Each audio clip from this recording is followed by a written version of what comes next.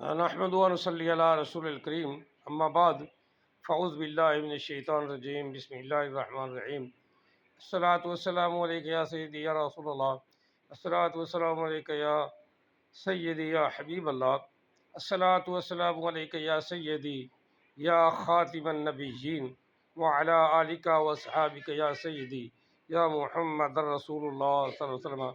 میں آپ سے مسلمانوں سے جہاں کہیں بھی کسی جہان میں کسی ملک میں بستے ہیں سب سے ریکویسٹ کرنا چاہتا ہوں۔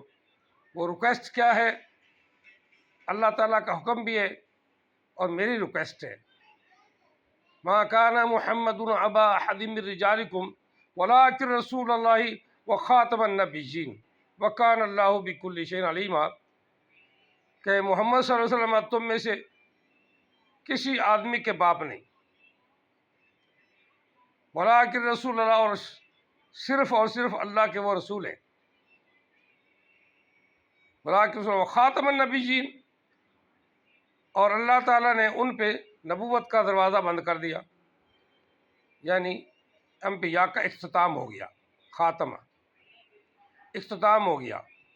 یہ خاتمہ فعل ماضی کا صیغہ ہے با مفعلہ سے، خاتمہ یخاتم مخاتمتاً، یہ فعل مفعلہ ہے جسے عام عربی والے لوگ سمجھتے ہیں، گرامر والے سمجھتے ہیں، دوسرے نہیں سمجھتے۔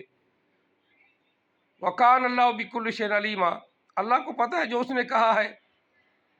یہ بات آپ ذہن میں رکھیں کہ دنیا کی ہر چیز آپ کو لتاڑ جائے، آپ کو تکلیف پہنچا جائے، کبھی ذہن میں نہ آنے دینا کہ نبی علیہ السلام کے بعد کوئی نبی ہو سکتا ہے، کبھی بھی تمہارے ذہن میں یہ بات آئے ہی نہ۔ نبی علیہ السلام آخری نبی ہیں، محمد عربی آخری نبی ہیں۔ آپ کے بعد جتنے جہل اجاڑ نبی ہو رہے ہیں نا، ان کو اوپر سے دیکھ کر قرآن پاک پڑھنا نہیں آتا۔ ایک وہ انڈیا کا مجہول سا آدمی، بلکہ دوسرا ایک اور اٹھا ہوا ہے، مجھے وہی آتی ہے، اور اتنے دنوں اس نے بال بھی رکھ لیے، داڑھی بھی خیر اس کی ہے، لیکن وہ نبی نہیں ہے۔ ایسے دعویٰ کر دیتے ہیں جہل آدمیوں کو، اوپر سے قرآن پڑھنا، اوپر سے دیکھ کر قرآن پڑھنا آتا نہیں۔ اسی طرح عام حدیثہ ہے، اوپر سے دیکھ کر قرآن پڑھنا آتا نہیں۔ تو ایسے گدھے انسان ہیں، عقل کے عاری ہیں کہ اوپر سے قرآن تو پڑھنا تجھے آتا نہیں، تو وہ نبوت کا دعویٰ اس نے کیا ہوا ہے، کتاب اس نے وہ گندی سی کتاب لکھ دی ہے، نہ اس کا کوئی مطلب ہے نہ مفہوم ہے، الکتاب اس کا نام رکھ دیا ہے۔